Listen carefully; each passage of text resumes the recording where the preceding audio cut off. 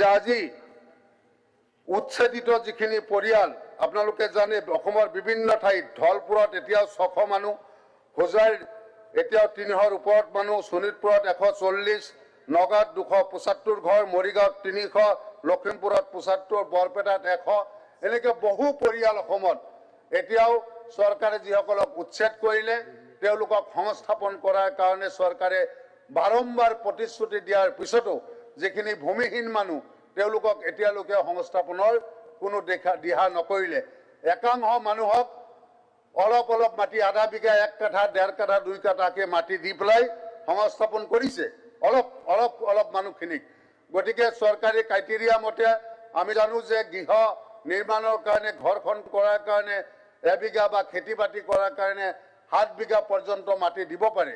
গতিকে এই দুখীয়া মানুহখিনিক যদি 1-2 কাঠা মাটি তথাপি কেইটামান পৰিয়ালক দিয়ে, বাকী এই উচ্ছেদিত পৰিয়ালক যদি সংস্থাপনৰ ব্যৱস্থা যদি নকৰে, মই ভাবো এইটো এটা ঘোৰ অন্যায় কৰা হ'ব। আৰু এই ক্ষেত্ৰত মই বিবেকীয় মন্ত্ৰীৰ মই দৃষ্টি আকৰ্ষণ কৰিছোঁ।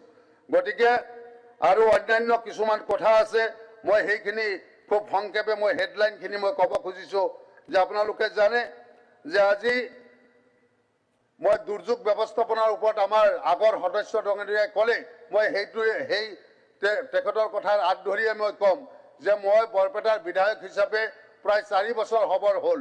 আজি 4টা বছৰত মই লগতে বঙাইগাঁৱৰ কথাও মই জানো যে আজি 4টা বছৰত অতিক্ৰম হ'ল।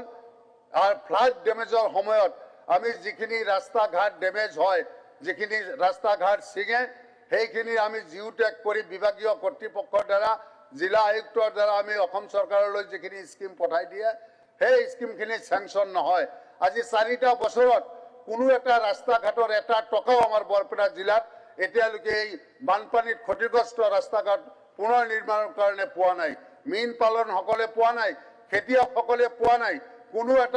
কোনো এটা ক্ষেত্ৰতে আমাৰ বৰপেটা জিলাৰ এই বানপানী ক্ষতিগ্ৰস্ত সময়ত অকণ ৰেচনৰ বাদে কোনো এটা যে এনেকুৱা ক্ষতিপূৰণ আমাৰ ৰাস্তা ঘাটৰ পৰা লৈ, পশুধনৰ পৰা লৈ যিমান ক্ষতিগ্ৰস্ত হৈছে, কোনেও এইখিনি অলপো সঁহাৰি ৰাজ্য চৰকাৰৰ পৰা পোৱা নাই। কোনো এটা স্কিম চেংচন হোৱা নাই। মই বঙাইগাঁৱৰ কথাটো জানো, বঙাইগাঁৱতো পোৱা নাই। গতিকে এনেকৈ যদি এটা বিভাগ চলে, এই বিভাগৰ দ্বাৰা ৰাজ্যখনৰ কি উন্নতি হ'ব বা আমি কেনেকৈ এই ফ্লাড ডেমেজৰ সময়ত বা দুৰ্যোগ ব্যৱস্থাপনাৰ যিটো মহান উদ্দেশ্য যে ৰাজ্যখনত এই ফ্লাডৰ সময়ত মানুহখিনিক সকাহ দিয়াৰ কাৰণে ৰাজহুৱা অনুষ্ঠান প্ৰতিষ্ঠানখিনি বা ৰাস্তা ঘাটখিনি ৰক্ষণাবেক্ষণ দিয়াৰ কাৰণে যিখিনি প্ৰটেকশ্যনৰ কাম কৰিব লাগে, সেই কামখিনি কৰাৰ কাৰণে চৰকাৰে যি ধৰণে পদক্ষেপ ল'ব লাগে, সেই পদক্ষেপ মই দেখিছোঁ যে সম্পূৰ্ণৰূপে চৰকাৰ ব্যৰ্থ হৈছে। কেৱল ৰেচন পাতি 2-এটা ক্ষেত্ৰত দিয়াৰ বাদে কোনো ধৰণৰ উল্লেখযোগ্য কাম এই দুৰ্যোগ ব্যৱস্থাপনা বিভাগে কৰিবলৈ সক্ষম হোৱা নাই।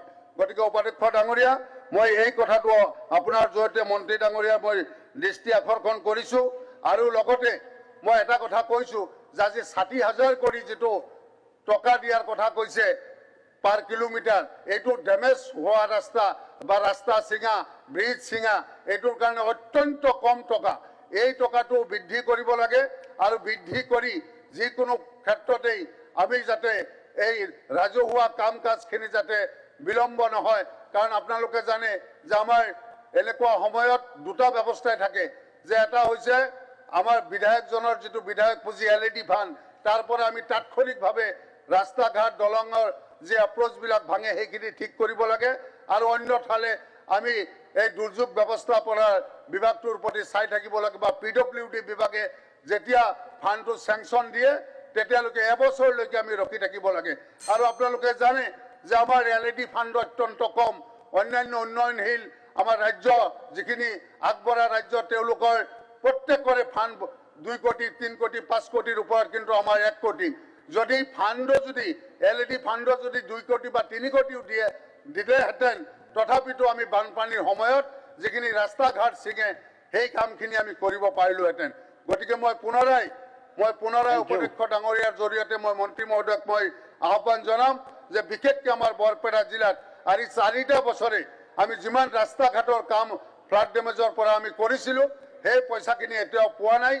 গতিকে এইখিনি পইচা মোকলাই দিয়াৰ কাৰণে আৰু অন্যান্য অসমৰ অন্যান্য জিলাতো যদি এনেকুৱা অৱস্থাৰ সৃষ্টি হৈছে লাগে যিকোনো ক্ষেত্ৰত আপোনালোকে কয় ডাবল ইঞ্জিন চৰকাৰ কেন্দ্ৰ চৰকাৰৰ পৰা যিকোনো ক্ষেত্ৰত আজি বিহাৰ উৰিষ্যা এইবিলাক ৰাজ্য আমাৰ ওচৰ চুবুৰীয়া ৰাজ্যই বহু পৰিমাণে ফ্লাড ডেমেজৰ কাৰণে কেন্দ্ৰ চৰকাৰৰ পৰা অনুদান পায় কিন্তু অসম চৰকাৰে আমি কেন্দ্ৰ চৰকাৰৰ পৰা পুঁজি আনিব নোৱাৰো আৰু এই দুৰ্যোগ ব্যৱস্থাপনাৰ সময়ত আমি এইখিনি কামতো লগাব নোৱাৰো আৰু সেইকাৰণে মই উপাধ্যক্ষ ডাঙৰীয়াৰ জৰিয়তে বিভাগীয় মন্ত্ৰী বিশেষকৈ মুখ্যমন্ত্ৰী ডাঙৰীয়াক মই অনুৰোধ জনাওঁ যে কেন্দ্ৰৰ পৰা যিকোনো পৰ্যায়ত পুঁজিৰ যেতিয়া বেছিকে আনি এই বিভাগটো কাৰ্যক্ষম কৰি ৰাজ্যখনৰ এই দুৰ্যোগ ব্যৱস্থাপনা বিভাগটোৰ দ্বাৰা যাতে আমাৰ এই ৰাস্তা ঘাটৰ পৰা আদি কৰি বানপানীৰ সময়ত ক্ষতিগ্ৰস্ত